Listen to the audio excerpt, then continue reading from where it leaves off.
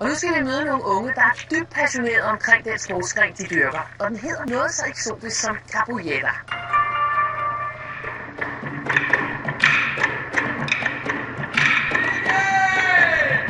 Her er Nino, og han fører ind i sporten, der hedder capoeira. Og det er en blanding med kamp, forsvar og angrebsteknikker selvfølgelig. Rigtig meget musik, meget dans.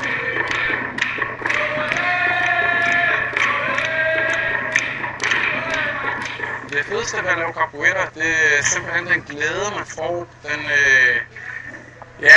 Den følelse af frihed, man kan få, når man er der. Nino underviser i klubben i Ringsted og har et indgående kendskab til kampdansen fra sit fødeland, Brasilien.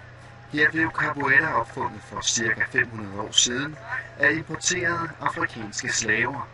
Så begyndte jeg at danse for at have lidt leg, lidt sjov i sig selv. Og senere hen udviklede det sig, og de fandt ud af det, at det var noget, de kunne bruge til noget. At de kunne bruge det til at befri sig selv. Og derfor blev det en blanding af kamp og dans, der de selvfølgelig ikke måtte lave noget kamp for deres ejer. Og sportens specielle opståen kan stadig fortælle historier om flere af elementerne i capoeira, også slåpindene. Af slaverne i sin tid, de brugte sådan nogle kæmpe knive til at skære sukkerrør og så videre. Og det er faktisk dem, de startede med at bruge. Så startede de med at bruge dem, ikke? Der vi ikke skal skære os selv og komme til skade, bruger vi dem her. I dag er capoeira en kunstnerisk sport, hvor det altså ikke handler om at skade andre, selvom der indgår kampsportsbevægelser. Capoeira har lige så meget fokus på det akrobatiske, det rytmiske og dansen.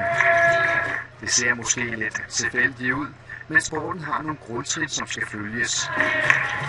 Men herefter er det så individuelt, hvor længe man vil konkurrere med sin partner, eller om man vil være sammen i større grupper. Hos Nino er det muligt at lære, både for erfarne og begyndere. I starten der er man meget fokuseret, fordi man vil jo gerne kunne alt det Nino kan, ikke? Men man tager jo sit eget tempo, og at begyndelse kan jo være svært, men det kommer. Og selvom det er lidt svært, så synes jeg faktisk, det er så sjovt. Det første du vil lære, det vil være ginga. Ginga ser sådan her ud, hvis han tager hans venstre ben tilbage, jeg tager mit højre ben tilbage. Vi tager armen op for at beskytte os. Så kører vi benet fra og det andet tilbage, mens vi skifter armen. Og på den måde kører vi nærmest som en trekant med sine fødder. Man kommer helt automatisk til at få sin egen stil. Der er capoeira en regel at have, og man kan gøre tingene på sin egen måde. For eksempel en AU, som faktisk er en værmølle, kan man lave på forskellige måder. Til at starte med vil man måske lave sådan her. Bog. Senere hen begynder man at lave en stor en.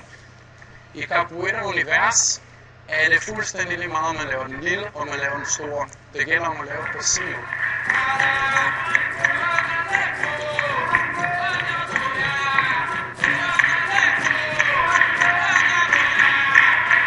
Jeg synes, det fedeste ved capoeira, det er at være sammen med andre mennesker og spille noget rigtig god musik. Det er, at man får en masse energi, og man glemmer lidt det, hvis man har bekymringer eller sådan noget, så er det væk. I hvert fald, når man dyrker capoeira. Der er forskellige øvelser og konkurrencer i løbet af en træning, men musikken og glæden går igen.